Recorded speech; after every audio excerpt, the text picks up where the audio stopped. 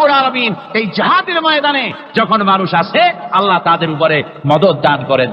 আমার বন্ধুগণ, আল্লাহর দ্বীনকে জমিনের উপরে প্রতিষ্ঠিত করার জন্য যদি আমরা আজও যদি ঐক্যবদ্ধ হই দ্বীন কায়েমের জন্য, তাহলে আল্লাহ রাব্বুল আলামিন আমাদেরকে মদদ করবেন। আল্লাহ পাক কোরআনে কারীমের মধ্যে বলেছেন, ওয়া কানা হাক্কান আলাইনা নাসরুল মুমিনিন, মুমিনদেরকে সাহায্য করা আমি আল্লাহর জন্য ওয়াজিব হয়ে যায়। জোরে বলেন সুবহানাল্লাহ। মুমিনদের জন্য সাহায্য করা আল্লাহর জন্য কি হয়ে যায়? ওয়াজিব হয়ে যায়। বাইরে একটু বৃষ্টি সহ্য করেন না, খুব বেশি বৃষ্টি, আচ্ছা ওই এটা রহমত। এটা কি রহমত? আমার ভাইরা, জিহাদের ভিতরে আল্লাহর জান্নাতে যাওয়ার জন্য তারা জিহাদ করেছেন। তারা দেশ দখলের জন্য জিহাদ করেন নাই, দিন প্রতিষ্ঠার জন্য লড়াই করা ফরজ। দিন প্রতিষ্ঠার জন্য লড়াই করা কি দরকার কি? আর এই ফরজ দায়িত্ব পালন করতে গিয়ে যদি কেউ মারা যায়, তাহলে কোথায় যাবে? কোথায় যাবে? ওই শাহাদাতের মত হচ্ছে একটা সেতু, একটা সেতু বা একটা ব্রিজ, একটা সাঁকো, এপারে দুনিয়া, ওপারে আল্লাহর জান্নাতুল ফেরদাউস। জোরে বলেন সুবহানাল্লাহ। এই জন্য হযরত ওমর ফারুক রাদিয়াল্লাহু তাআলা সব সময় দোয়া করতেন, আল্লাহুম্মা রযুকনি শাহাদাতান ফি সাবিলিক ওয়াজআল মাউতি ফি বালাদি রাসূলিক। আল্লাহ রাব্বুল আলামিন, আমাকে রাসূলের শহরে মওতাও আর আমাকে তোমার দ্বীনের রাস্তায় শাহাদাত মঞ্জুর করো। জোরে বলেন আমিন। এটা আমাদের দোয়া, আমারও দোয়া, আমার সারা জীবনের স্বপ্ন, সারা জীবনের স্বাদ, আল্লাহ যেন শাহাদাতের মওত নসিব করে দেন। জোরে বলেন আমিন। এর থেকে উন্নত মানের মওত আর নাই। ওই প্যারালাইসিস হয়ে বিছানায় পড়ে তড়পায় তড়পায় মরার কোনো দাম নাই। দুনিয়ার বুকে দুনিয়ার জিন্দেগি বছর করার 500 বছর বেঁচে থাকার দাম নাই। সিংহের মতো 1 সেকেন্ড বেঁচে থাকার দাম আছে, ঠিক কিনা? আর মওত, প্লীহা, যকৃত, typhoid, paralysis, diabetes, heart attack, kidney পচে যাওয়া, হাবিজাবি মওতের চাইতে আল্লাহর রাস্তায় জিহাদ করে শাহাদাতের মওত আর শ্রেষ্ঠ মওত। জোরে বলেন সুবহানাল্লাহ। আমার ভাইরা, রাসূল পাক সাল্লাল্লাহু আলাইহি ওয়াসাল্লাম তিনি মদিনা মুনাওয়ারায় এসে প্রথম যে জিহাদের সম্মুখীন হলেন, ওইটার নাম কি? কোন জিহাদ? বদর। কোন জিহাদ? বদরের জিহাদ। সেই বদরের মাঠে জিহাদের জন্য রাসূল সাহাবীদেরকে তৈরি করতেছেন।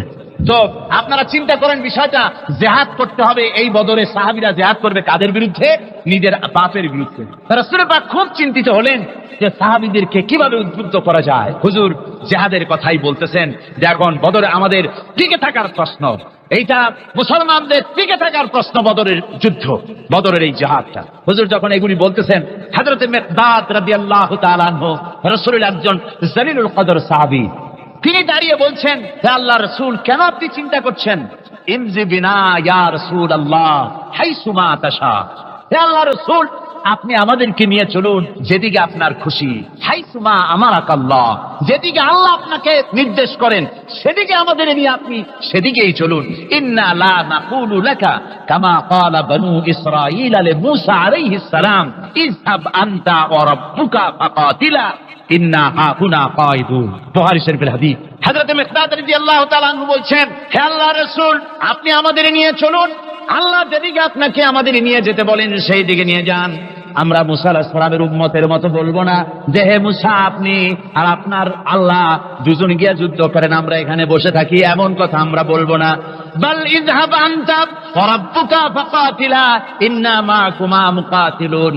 ও নবী, বরং আমরা বলবো আপনি চলুন আমাদের নিয়ে, আপনি এবং আপনার আল্লাহ চলুন জিহাদের ময়দানে, আমরা আপনার সঙ্গে জিহাদ করব, লড়াই করব সেই পর্যন্ত। মা দামাত আইনুম মিন্না তাতাররাফ, যতক্ষণ পর্যন্ত আমাদের একটা চক্ষুর পলক পড়ে, যতক্ষণ পর্যন্ত একটা চোখের পাতা নড়ে, ততক্ষণ পর্যন্ত আমরা কাফেরদের বিরুদ্ধে লড়ব। সুবহানাল্লাহ ওয়া বিহামদিহি।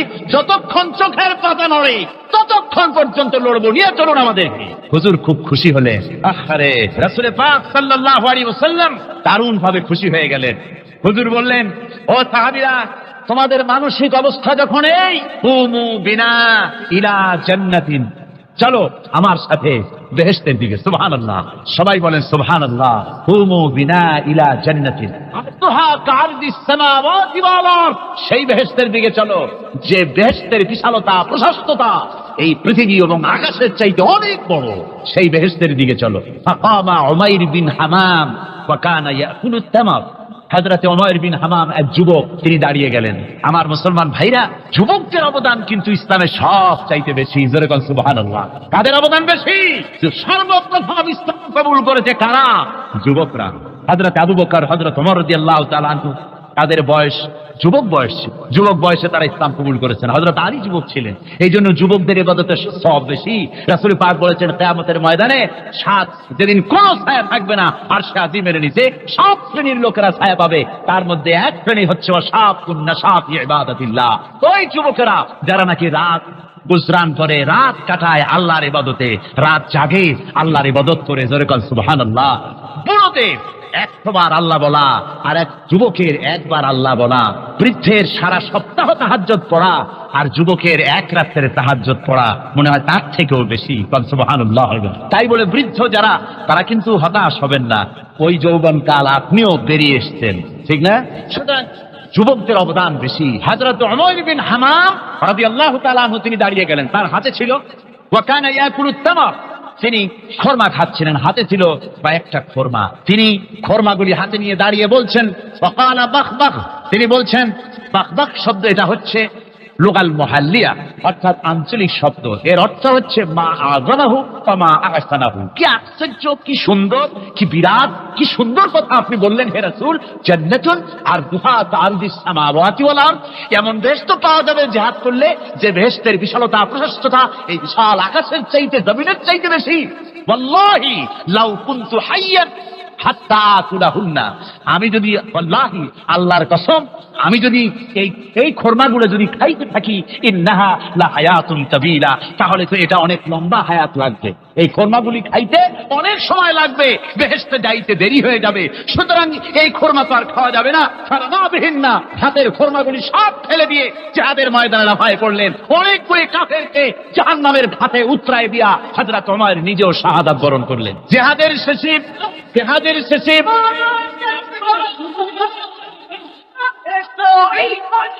শেষে শহাদায়ে বদরের সমস্ত শহীদদের লাশ এক জায়গায় এনে সাহাবীরা বললেন, হে আল্লাহর রাসূল, আপনি যখন জান্নাতের বর্ণনা দিতেছিলেন তখন যে যুবকটা খরমা খেতেছিল আর জান্নাতের আশায় হাতের খরমা ফেলে দিয়েছিল, যে খরমাগুলি খাইতে গেলে তো সময় লাগবে অনেক, বেহেশতে যেতে দেরি হয়ে যাবে, এই কথা মনে করে হাতের খরমা ফিকে ফেলে জিহাদের ময়দানে এসে শাহাদাত বরণ, যে যুবকটি জিহাদ করেছিল তার লাশে সেও শাহাদাত বরণ করেছে।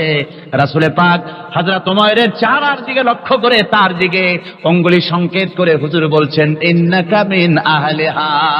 ওমর, যে বেহেশতের জন্য তুমি খরমা খাওয়ার ধৈর্য ধরতে পারো নাই, আমি নবী সাক্ষী দিচ্ছি তুমি সেই জান্নাতের অধিবাসী।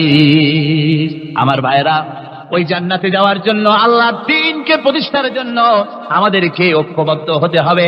আল্লাহর দ্বীনের জন্য আল্লাহর নবীর যে আদর্শ, সে আদর্শ প্রতিষ্ঠার জন্য এগিয়ে আসতে হবে। যদি আমরা তা করতে পারি, আমরা সংখ্যায় কত, আমাদের অস্ত্র আছে কি নাই, আমাদের জনবল কত, আমাদের সৈন্যবল কত, এগুলি প্রশ্ন না। প্রশ্ন হচ্ছে ওয়ালা তাহিনু ওয়ালা তাহসানু ওয়া আনতুমুল আলাউনা ইন কুনতুম মুমিনিন। কোনো ভয় নাই, কোনো চিন্তা নাই, যদি তোমরা মুমিন হও আমি আল্লাহ তোমাদেরকে বিজয়ী করব। জোরে বলেন সুবহানাল্লাহ। عن ابن عمر رضي الله تعالى عنهما قال رسول الله صلى الله عليه وسلم لا حسد إلا على اثنين। হযরত ইবনে ওমর রাদিয়াল্লাহু তাআলা আনহু বলছেন, দুই ব্যক্তি ছাড়া কারো সাথে ঈর্ষা করা যায় না, প্রতিযোগিতা করা যায় না। সে দুই ব্যক্তিকে, এক ব্যক্তি হচ্ছে রাজুলুন আতাহুল্লাহুল কুরআনা ফাহুয়া ইয়াকুমু বিহি আনা আল-লাইলি ওয়া আনা আন-নাহার। আল্লাহ যাকে কোরআনের ইলম দিয়েছেন এবং সেই কোরআনের ইলম দিয়ে নিজেকে প্রস্তুত করেছে, এই কোরআনের দাওয়াত মানুষকে দেয় এবং কোরআন প্রতিষ্ঠার আন্দোলনে নিজেকে শরীক করেছে, তার সাথে হাসাদ করা যায় যে আমি ওর মতো হইলাম না কেন, ওর মতো আমার হওয়া উচিত। আরেক ব্যক্তি হচ্ছে ওয়ারাজুলুন আতাহুল্লাহু মালান ফাহুয়া ইউনফিকু মিনহু আনা আল-লাইল ওয়া আনা আন-নাহার। আর যে ব্যক্তিকে আল্লাহ পাক ধন সম্পদ দান করেছেন, এই ধন সম্পদ দিয়ে সে আল্লাহর দ্বীনকে প্রচার করার জন্য আল্লাহর রাস্তায় খরচ করতেছে, তার মতো হওয়ার জন্য প্রতিযোগিতা করা যায়, তার মতো হওয়ার জন্য প্রচেষ্টা করা যায়, হাসাদ করা যায় তার সাথেও। নবী করিম সাল্লাল্লাহু আলাইহি ওয়াসাল্লাম আরো বলছেন, আন উমর ইবনুল খাত্তাব রাদিয়াল্লাহু তাআলা আনহু قال قال رسول الله صلى الله عليه وسلم ان الله يرفع بهذا الكتاب اقواما ويضع به آخرين। আল্লাহ তাআলা এই কোরআনের কারণেই, এই কোরআন দিয়েই কোন জাতিকে আল্লাহ তাআলা উন্নত করেন, আবার এই কোরআনের কারণেই কাউকে অধপাতিত করেন।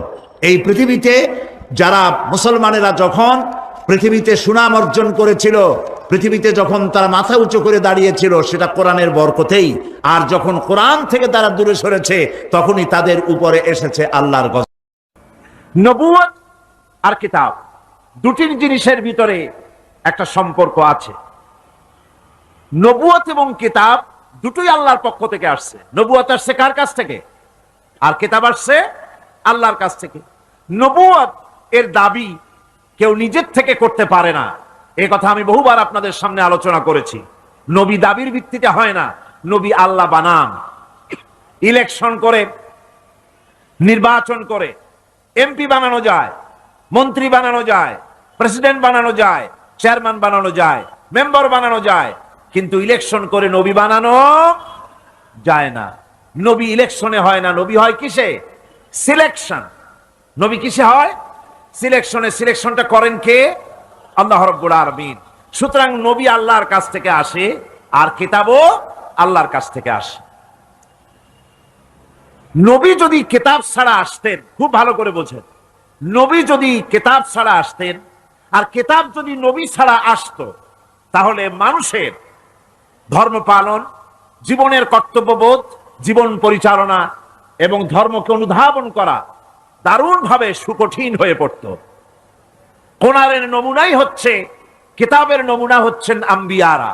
আম্বিয়া আলাইহিমুস সালাম, তারা হচ্ছেন কিতাবের নমুনা। কিতাবও যার, নবীও সেই আল্লাহ সুবহানাহু ওয়া তাআলা। কোরআন হচ্ছে একটা থিওরি, আর নবীরা হচ্ছেন, কিতাব হচ্ছে থিওরি, নবীরা হচ্ছেন তার প্র্যাকটিক্যাল। থিওরি আর প্র্যাকটিক্যাল দুটো জিনিস এক নয়। যেমন আমি যদি কাগজে লিখি র দন্তেশ্ব গয় ওকার লয় লয় আকার, কাগজে লিখে দিলাম, কি হলো কম তো? বলুন সবাই, কি হলো? এখন যদি আপনারা এইটার উপরে চাটেন, মিষ্টি লাগবে? বলবেন মিষ্টি কেমনে লাগবে, ওর মধ্যে দুধ নাই, চিনি নাই। আচ্ছা ঠিক আছে, লিখে দিলাম দুধ, চিনি ইত্যাদি যা যা লাগে সব লিখা কাগজটারে গোল বানাই দিলাম। এখন যদি চাবান, তাও কি মিষ্টি লাগবে? লাগবে না। মিষ্টি লাগবে কি হলে?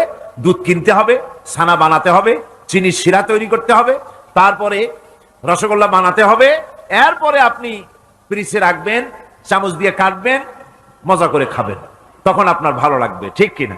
এখন ভালো লাগলো কেন? যেহেতু এটা প্র্যাকটিক্যালে আসছে। আর আগে কাগজ চেটেছেন, কাগজ চাবাইছেন, ভালো লাগে নাই, কারণ থিওরি চাবাইছেন। প্র্যাকটিক্যালে না আসা পর্যন্ত মজা পাওয়া যাবে না। সেই জন্যে কোরআন হচ্ছে একটা থিওরি, কাগজে লেখা একটা থিওরি। এই থিওরিটা আল্লাহ রাব্বুল আলামিনের। এই থিওরি যদি প্র্যাকটিক্যাল না থাকে, মডেল না থাকে, আদর্শ না থাকে, তাহলে তা পালন করা মানুষের জন্য দুঃসাধ্য, সুকঠিন। এই জন্য আল্লাহ সুবহানাহু ওয়া তাআলা কোরআনের মুজাসসাম নমুনা হিসেবে পেশ করেছেন মুহাম্মদুর রাসূলুল্লাহ সাল্লাল্লাহু আলাইহি ওয়াসাল্লাম। তিনি হচ্ছেন কোরআনের মডেল, সুবহানাল্লাহ ওয়া বিহামদিহি। যার জন্য তিনি স্পষ্ট করে বলতে পেরেছেন যে কথা কেউ বলতে সাহস পায়নি, যে কথা নবী বলেছেন। আল্লাহর নবী বলেছেন, ও আমার সাহাবীরা, দিনের আলোতে তোমরা আমার ভিতরে যা দেখতে পাও, রাতের বেলায় আমার ভিতরে তোমরা যা দেখতে পাও। ও আমার স্ত্রীরা, দিনের আলোতে আমার ভিতরে যা দেখতে পাও, রাতের আধারে আমার মধ্যে যা দেখতে পাও, যে সব আচরণ, আমার চলাফেরা, দিন ও রাতের আলোচনাগুলি, দিন ও রাতের চরিত্রগুলি, দিন ও রাতের আমার কর্তব্য পালন, আমার মধ্যে যা দেখতে পাও সবগুলি খুলে খুলে মানুষের সামনে বলে দাও। এই কথা তো আর কেউ বলতে পারেনি পৃথিবীতে।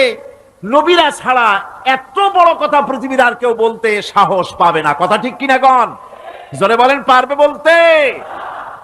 যত বড়ই মুহাদ্দিস হোক, মাওলানা হোক, খাজা বাবা হোক, নামের আগে যতই 5 হাত লম্বা ডিগ্রি লাগান না কেন, কাগজে যখন নাম লেখে হুঁশ থাকে না, কত যে লেখে, কি যে লিখলে, শুধু নামের সামনে আলাইহিস সালাম টুক বাদ রাখে, আর সব লিখে আবেগের ঠেলায় অস্থির হয়ে যায়। কোন ব্যক্তি আছেন যিনি বলতে পারবেন আমার শৈশবকালীন, যৌবনকালীন, বৃদ্ধকালীন, রাতের, দিনের সব ঘটনা মানুষের কাছে বলে দাও? কেউ কি পারবে বলতে? না, কেবলমাত্র পারবে আম্বিয়া আলাইহিমুস সালাম। যেহেতু আল্লাহ রাব্বুল আলামিন তাদেরকে কন্ট্রোল করেছেন, হেফাজত করেছেন, তারা হচ্ছেন চরিত্রের আধার, অনুপম চরিত্রের উৎস, উৎকৃষ্ট নমুনা, যাদের চরিত্রের ভিতরে কোনো কালিমা নাই, ভুল নাই, গুনাহ নাই। মুহাব্বতের সাথে বলেন সুবহানাল্লাহ। এই জন্য নবী, নবুয়ত আর কিতাব দুটোই আসছে আল্লাহর কাছ থেকে। সেই জন্য বিশ্ববাসীর বাঁচার পথ নবীদের অনুসরণ। বিশ্ববাসীর বাঁচার পথ কি? নবীদের অনুসরণ। আল্লাহ রাব্বুল আলামিন তিনি কিতাব পাঠিয়েছেন, কিতাবের উপর ঈমান আনা লাগবে। আর নবীও তিনি পাঠিয়েছেন। সাধারণ নেতা নবীদের ভিতরে পার্থক্য হলো আকাশ আর জমিনের, গালফ অফ ডিফারেন্স। আকাশ আর জমিনের পার্থক্য সাধারণ নেতা আর নবী, এর মধ্যে পার্থক্য কতখানি? আকাশ আর জমিনের। এর থেকেও যদি বড় দৃষ্টান্ত দেওয়া যায় তো তাই। কারণ হচ্ছে এই পৃথিবীতে পথপ্রদর্শক হিসেবে শিক্ষক, পণ্ডিত, ধর্মগুরু, রাজনৈতিক নেতা, বাপ দাদা, দার্শনিক যারাই পৃথিবীতে আবির্ভূত হয়েছেন, নবীদের সঙ্গে তাদের মৌলিক একটা পার্থক্য আছে। সেই মৌলিক পার্থক্য হচ্ছে সাধারণ লোকের, সাধারণ নেতারা সিদ্ধান্ত নেন মন মস্তিষ্ক প্রসূত জ্ঞান দিয়ে। এই জন্য তাদের সিদ্ধান্ত দিয়ে দেশ এবং জাতির স্থায়ী কোনো কল্যাণ সাধিত হয় না। আল্লাহ রাব্বুল আলামিন বলেন, মা ইয়ানতিকু আনিল হাওয়া ইন হুয়া ইল্লা ওয়াহয়ুন ইউহা। আমার নবী প্রবৃত্তিকে অনুসরণ করে কোনো কথা বলেন না। আমার নবী যেটা বলেন সেটা হলো ওহী। আমি যা বলতে বলি তিনি তো তাই বলেন। নবী নিজের মগজ থেকে কিছু বলেন না, আল্লাহর কথা দিয়ে বলেন। এই জন্য কোরআন আর হাদিসে বেশি কোনো পার্থক্য নাই। কোরআন হলো, কোরআনের ভাব এবং ভাষা দুটোই আল্লাহ রাব্বুল আলামিনের, আর হাদিসের ভাষাটা শুধু আল্লাহর নবীর, আর ভাবটা হচ্ছে আল্লাহ রাব্বুল আলামিনের। নবীরা যা বলেন তাই সত্য। এই জন্য নবীদের কথার ভিতরে কোনো বক্রতা নাই, নবীদের কথার ভিতরে কোনো বক্রতা নাই, কোনো শটতামি নাই, কোনো প্রবঞ্চনা নাই। নবীদের কথা হচ্ছে ডাইরেক্ট, আল ওয়াদুহ ওয়াস সারাহা, পরিষ্কার বক্তব্য তারা রাখেন, যেখানে কোনো বক্রতার বিন্দুমাত্র লেশ নাই। সাধারণ নেতারা লোভ, লালসা এবং স্বার্থপরতায় থেকে ঊর্ধ্বে উঠতে পারে না। নবীরা সমস্ত স্বার্থের ঊর্ধ্বে। কোন আলহামদুলিল্লাহ। স্বার্থের ঊর্ধ্বে কারা? নবীরা। আল্লাহ পাক বলছেন, ইয়াত্তাবিউনা ইল্লা যান্না ওয়া মা তাহওয়াল আনফুস। আল্লাহ পাক বলেন সাধারণ নেতাদের ব্যাপারে কোরআন পরিষ্কার করে বলছে যে তারা নিজেদের মন মস্তিষ্ক এবং নিজেদের হাওয়া, নিজেদের প্রবৃত্তির অনুসরণ করে চলে। আর যারা নাকি প্রবৃত্তির অনুসরণ করে, মন মস্তিষ্ক নিজস্ব বুদ্ধির অনুসরণ করে, তাদের সম্পর্কে আল্লাহ পাক বলেন, ওয়ামা লাহুম বিহি মিন ইলমিন ইয়াত্তাবিউনা ইল্লা যান্না ওয়া ইন্নাল যান্না লা ইউগনি মিনাল হক্কি শাইআ। তাদের কাছে সত্যিকারের কোনো জ্ঞান নাই। তারা তো নিজেদের আন্দাজ এবং অনুমানের ভিত্তিতে চলে, আর আন্দাজ আর অনুমান কোনোদিন হকের দাবি মিটাতে পারে না। হক যেটা, হকের দাবি আন্দাজ আর অনুমান কোনোদিন পূরণ করতে পারে না। আল্লাহর জ্ঞান হচ্ছে পারফেক্ট জ্ঞান। সেই জ্ঞান দিয়ে আল্লাহ পাক নবীদের কাছে বাণী পাঠিয়েছেন। কোরআনে কারীম বলছে, ওয়ামান আযাল্লু মিম্মান اتبع هواه بغير هدى من الله তার চাইতে গোমরাহ আর কে হতে পারে, তার চাইতে পথভ্রষ্ট আর কে হতে পারে যে আল্লাহ পাকের পক্ষ থেকে বাণী আসার পরেও যে ব্যক্তি নিজের হাওয়ার অনুবর্তন করে, যে ব্যক্তি নিজের নফসের অনুবর্তন করে, নফসকে প্রবৃত্তিকে অনুসরণ করে, তার থেকে গোমরাহ আর কেউ হতে পারে না। পক্ষান্তরে নবী এবং রাসূলগণ তারা আল্লাহর জ্ঞানকে অনুসরণ করে চলেন। এই জন্য যেখানেই আল্লাহ পাক নবীদের কথা বলেছেন সেখানে আল্লাহ পাক বলেছেন নবীদেরকে জ্ঞান দিয়েছি আমি। নবীদের জ্ঞান দিয়েছে কে? একথা আপনারা বিশ্বাস করবেন, মনে প্রাণে বিশ্বাস করবেন। একজন নবীও পৃথিবীর কোন শিক্ষা কেন্দ্র থেকে একাডেমিক কোয়ালিফিকেশন অর্জন করেন নাই।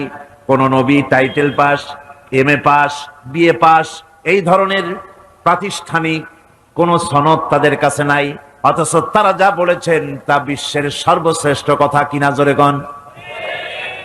আপনার আমার নবী জনাবে মুহাম্মদুর রাসূলুল্লাহ সাল্লাল্লাহু আলাইহি ওয়াসাল্লাম জীবনেও তিনি লিখতে জানেন নাই, পড়তে জানেন না, সই করতে জানেন না, নিজের নামটা কেমনে লিখবেন তাও তিনি জানেন না।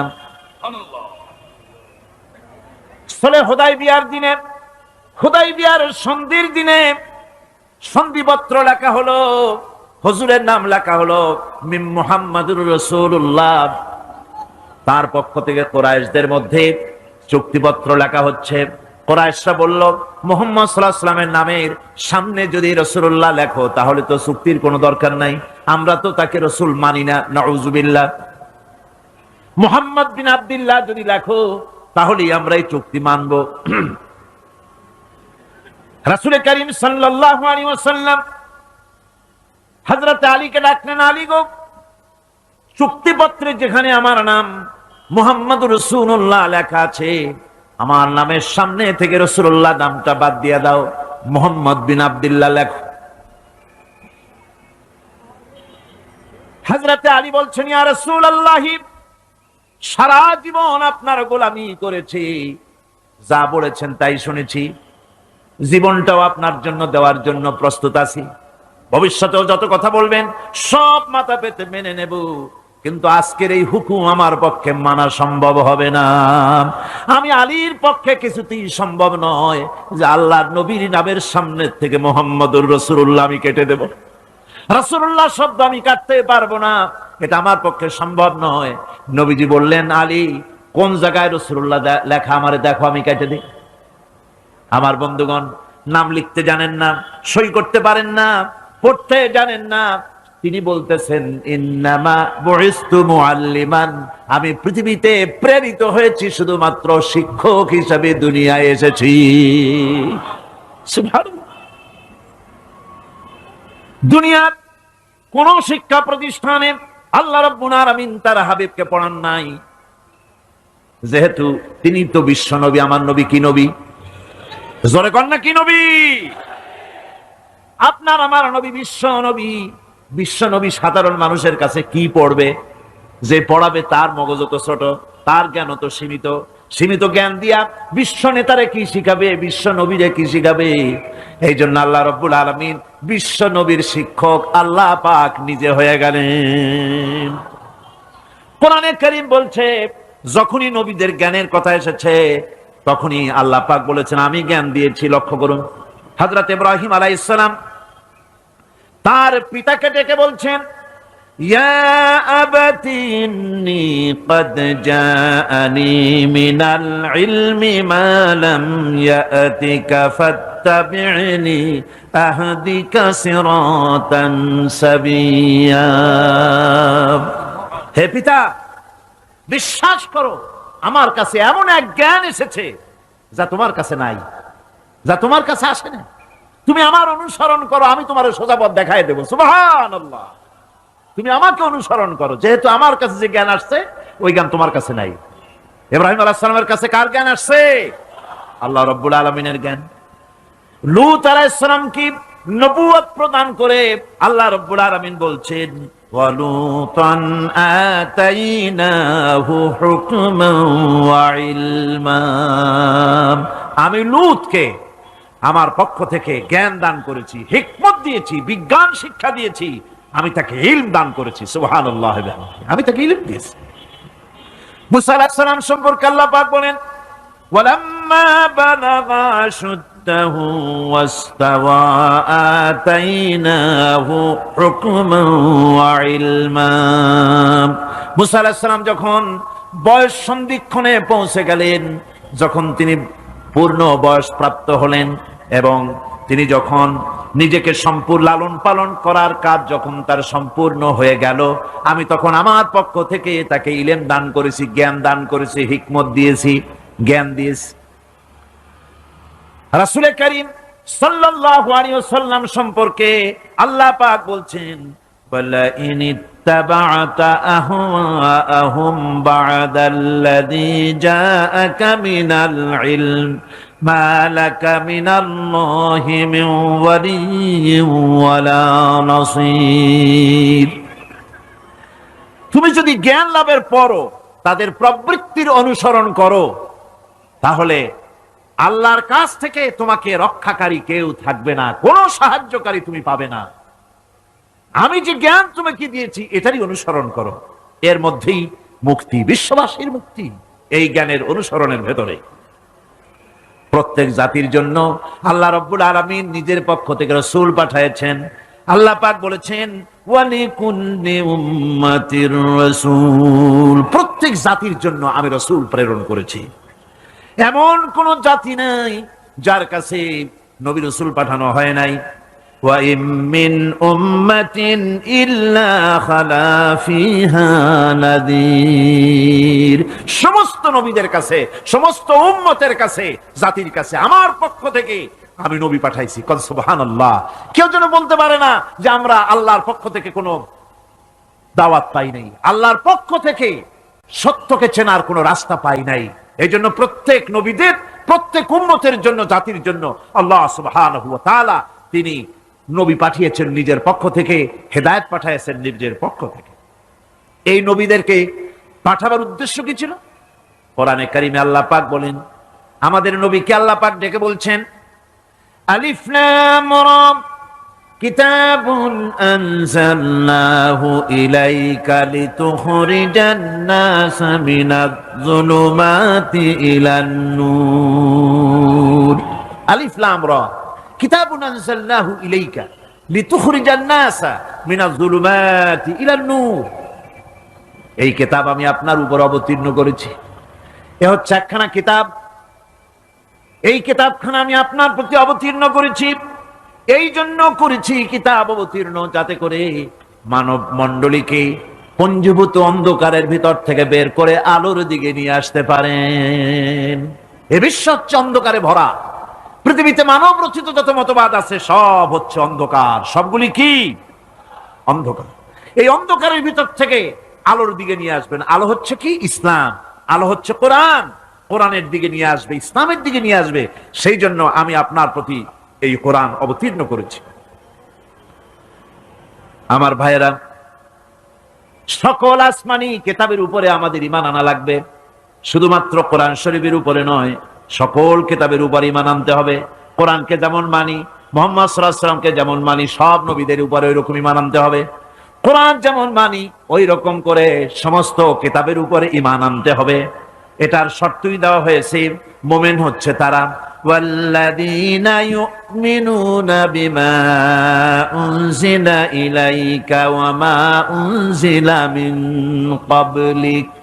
মুমিন হচ্ছে সেই সব লোক, মুত্তাকি হচ্ছে তারা যারা তোমার উপরে নাজিলকৃত কিতাবের উপর ঈমান এনেছে এবং এর আগে যত কিতাব আসছে সমস্ত কিতাবের উপর ঈমান এনেছে। তারাই হচ্ছে মুত্তাকি, তারাই হচ্ছে মুমিন। আল্লাহ পাক বলেন, نزل عليك الكتاب بالحق مصدقا لما بين يديه। আল্লাহ তোমার প্রতি সত্য সহকারে যে কিতাব নাজিল করেছেন আর এর পূর্বে আগত সকল কিতাবের উপরে এর সত্যতা প্রমাণ করে। এ কোরআন হচ্ছে আগের যত কিতাব নাজিল হয়েছে সমস্ত কিতাবের সত্যতা প্রমাণকারী কিতাব। এই জন্য মুমিনদেরকে বলতে বলা হয়েছে, قل آمنا بالله وما أنزل علينا وما أنزل على إبراهيم وإسماعيل وإسحاق ويعقوب والأسباط বলো আমরা ঈমান এনেছি আল্লাহর প্রতি, আমাদের প্রতি অবতীর্ণ কিতাবের প্রতি, আর ইব্রাহিম, ইসমাইল, ইসহাক, ইয়াকুব এবং তার আওলাদদের প্রতি যে কিতাব অবতীর্ণ হয়েছে সমস্ত কিতাবের উপর আমরা ঈমান এনেছি। وما أوتي موسى وعيسى والنبيون من ربهم لا نفرق بين أحد منهم ونحن له مسلمون।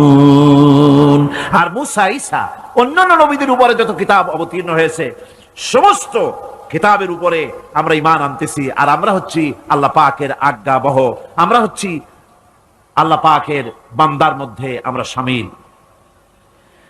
আল্লাহ পাক বলছেন এই পৃথিবীতে আমি যত নবী পাঠাইছি সমস্ত নবীদের সাথে তিনটা জিনিস দিয়েছি। কয়টা জিনিস? তিনটি জিনিস দিয়েছি সমস্ত নবীদেরকে। লাকাদ আরসালনা রুসুলানা বিল বায়িনাতি ওয়া আনজালনা মাআহুমুল কিতাবা ওয়াল মিজানা লিয়াকুমান নাসু বিল কিসত। নিঃসন্দেহে আমি নবীদেরকে স্পষ্ট নিদর্শনাদি সহ এই পৃথিবীতে পাঠিয়েছি এবং সেই সঙ্গে তাদেরকে কিতাব দিয়েছি আর তাদেরকে মিজান দান করেছি, বাইয়িনাত দান করেছি। তিনটা জিনিস দিয়েছি, এক দিলাম বাইয়িনাত, আর এক দিলাম কিতাব, আর এক দিলাম মিজান। কয়টা হলো? তিনটা। বাইয়িনাত কি? বাইয়িনাত হলো, বাইয়িনাত বলা হয় এমন জিনিসগুলি কি যা একজন নবীর আচার আচরণ দেখে বুঝতে পারা যায় নিঃসন্দেহে ইনি আল্লাহর নবী। সুবহানাল্লাহ। এটাই হচ্ছে বাইয়িনাত। তার চরিত্র, তার আচার আচরণ এগুলি প্রমাণ করে তিনি নবী।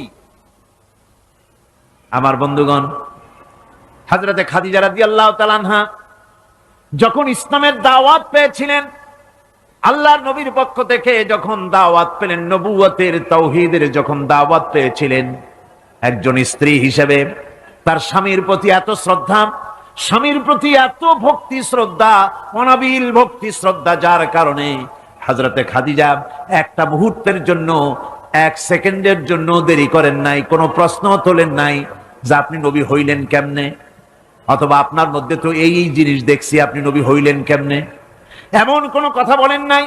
যখনই নবুয়তের তাওহীদের দাওয়াত পেলেন, মা খাদিজাতুল কুবরা সঙ্গে সঙ্গে তিনি পড়ে নিলেন লা ইলাহা ইল্লাল্লাহু মুহাম্মাদুর রাসূলুল্লাহ। মা খাদিজা বললেন, আবুল কাসিম, বিগত 15টি বছর পর্যন্ত আপনার ভিতরে যে আচরণ দেখেছি, এ আচরণ, এ চরিত্র কোন সাধারণ মানুষের হতে পারে না, অবশ্যই আপনি আল্লাহর নবী। কোন সন্দেহ, আমার কোন দ্বিধা নাই, এর মধ্যে কোন প্রশ্ন নাই, নিঃসন্দেহে আপনি আল্লাহর নবী। সুবহানাল্লাহ। তার চরিত্রই প্রমাণ করে নবীদেরকে বাইয়িনাত দেওয়া হয়েছে, এমন চরিত্র আচার আচরণ দেওয়া হয়েছে যাতে করে লোকেরা অভিভূত হয়ে যায়, আকৃষ্ট হয়ে যায়। হযরতে যায়েদ, তিনি তো কৃতদাস ছিলেন, হারায় গেলেন বাপ মা থেকে, আর এরপরে কুদরত তারে মুহাম্মদ সাল্লাল্লাহু আলাইহি ওয়াসাল্লামের ঘরে উঠায় দিল। তিনি তখনও আল্লাহর নবী, তখনও নবুয়তের দায়িত্ব পান নাই। যায়েদের পিতার কাছে খবর হয়ে গেল যায়েদ আছে রাসূলের বাড়িতে, মুহাম্মদ সাল্লাল্লাহু আলাইহি ওয়াসাল্লামের বাড়ি মক্কায়। তারা এসে হুজুরের সঙ্গে দেখা করে বললেন, মুহাম্মদ সাল্লাল্লাহু আলাইহি ওয়াসাল্লাম, জানতে পেরেছি আপনার কাছেই আমাদের ছেলে যায়েদ আছে, মেহেরবানি করে তাকে আমাদেরকে ফিরায় দেন। হুজুর বলেন, যায়েদ যদি তোমাদেরকে চিনতে পারে আর যদি যেতে চায়, আমার পক্ষ থেকে কোনো আপত্তি নাই, অবশ্যই যাবে। তবে যায়েদ যদি যেতে না চায়, আমি এমন লোক নই যে কেউ আমার কাছে থাকতে চাইলে আমি জোর করে তাকে ঠেলেও দিতে পারি না, আমি তেমন লোক নই। পিতা বললেন, আপনি অবশ্যই যুক্তিপূর্ণ কথা বলেছেন। হযরতে যায়েদ কানা হলো, হুজুর বললেন, তুমি কি চেনো এদের? কি? জায়েদ বললেন, চিনি, ইনি আমার বাবা, উনি আমার চাচা। জায়েদের পিতা বলেন, বাবারে বাড়ি চলো, তোমার মা কেঁদে কেঁদে হয়রান, চলো বাড়ি যাই, বাড়ির যা কিছু আছে সব তোমাকে ফিরিয়ে দেওয়া হবে। হযরতে জায়েদ বলতেছেন, পিতা, বাড়িতে যা আছে তাই শুদ্ধ, তামাম দুনিয়াটা যদি আমারে দেওয়া হয়, এই লোকটির কাছে থেকে যে ব্যবহার পেয়েছি, আমি এই লোকের কদম ছেড়ে যেতে পারি না। তার চরিত্রই প্রমাণ করে তিনি নবী। কি ব্যবহারটা পেয়েছেন। হযরত আনাস রাদিয়াল্লাহু তাআলা আনহু ছোট মানুষ, 8 বছর বয়সের সময় হুজুরের খাদেম হয়ে হুজুরের বাড়িতে আসছেন। আচ্ছা, 8 বছর বয়সের কিশোর ভুল তো করতেই পারে। গরম পানি চাইলে ঠান্ডা পানি এনে দেবে, স্যান্ডেল চাইলে জুতো আনবেন, বিছানা বিছাইতে বললে উঠাই দেবে, এটা স্বাভাবিক। কিশোর মানুষ, ছোট মানুষ। এবার শুনুন, বাইয়ানাত কারে বলে? নবীদের বাইয়ানাত আল্লাহ যে দিয়েছেন সেটা কি জিনিস? সেটা হলো উন্নত মানের চরিত্র, তার ব্যবহার, ওঠা বসা যা দেখলে মানুষ বুঝতে পারে তিনি আল্লাহর নবী।